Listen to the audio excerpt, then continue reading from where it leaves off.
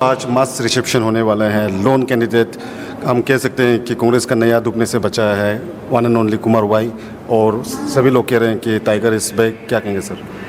हाँ, specially inter family of Arunachal Pradesh Congress committee के हिसाब से तमाम एट बामिंग कॉन्स्टिट्यूंसी को सबको बधाई देना चाहूँगा आपका माध्यम से। उसी के साथ साथ जितने जो अरुणाचल प्रदेश के जितने जो कांग्रेस लॉयलिस्ट, कांग्रेस वर्कर, तमाम वर्कर्स की ओर से मैं इनको स्वागतम और वेलकम और कॉन्ग्रेचुलेशन देते हैं। आज हमारा राजीव गांधी में एक बहुत बड़ा सा प्रोग्राम, लार्ज स्केल में हम लोग प्रोग्राम ऑर्गेनाइज कर रहे हैं, क्योंकि इट्स टाइगर इज बैक। सब पता है कुमार भाई साहब ऐसे एक हमारा जो उम्मीदवार है और हमारा जो एक एमएलए है, जो वो करेगा बोलने से करेगा ही है, जो अगर वो ना कहेंगे वो ना ही होते हैं। इसलिए इनका नाम हम लोग टाइगर ही रखते हैं।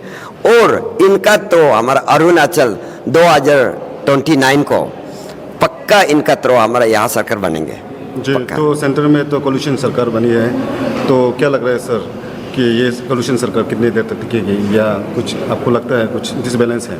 नहीं, ये जो अभी कुछ इन लोग चलने के लिए, थोड़ा कुछ समय चलने के लिए इन लोग जैसे तैसे करके रिक्वेस्ट करके सरकार बना रहे हैं। 2-3 दिन से मैंने शायद आपको भी पता होगा, बहुत लोगों को दिखाई दे रहा है कि बीजेपी को हटा रहा है। वर्ड बीजेपी, इंडिया कभी भी गलती से आप नरेंद्र मोदी जी का मुख से अभी नहीं निकल रहा है। अमित शाह तो चुप हो गया और इनका कैबिनेट मिनिस्टर चुप हो गया, बीजेपी वर्ड बोलना ही भूल गया।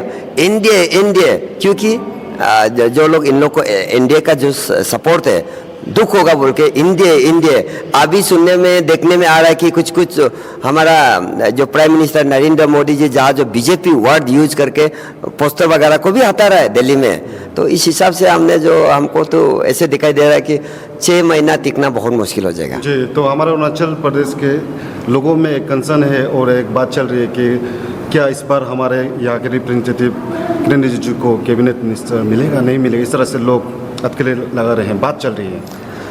हमको भी वही मुश्किल देख रहा है, लेकिन किरण रिजिजू साहब को अगर देता है तो हमारा अरुणाचल के लिए फ़ायदा है, हमारे लिए फ़ायदा है। हम ये नहीं कहेंगे कि नहीं देने से ठीक है, वो गलत हो जाएगा। किरण रिजिजू साहब को एक्चुअली नियम से देना चाहिए। यहाँ में सरकार है, 46 MLAs है, 2 MP है, मैंडेट कर दिया, देना चाहिए। नहीं देने से तो इन लोग ही जाने, क्योंकि हम लोग तो पक्ष में विपक्ष में है, हम लोग कुछ नहीं कह सकते हैं।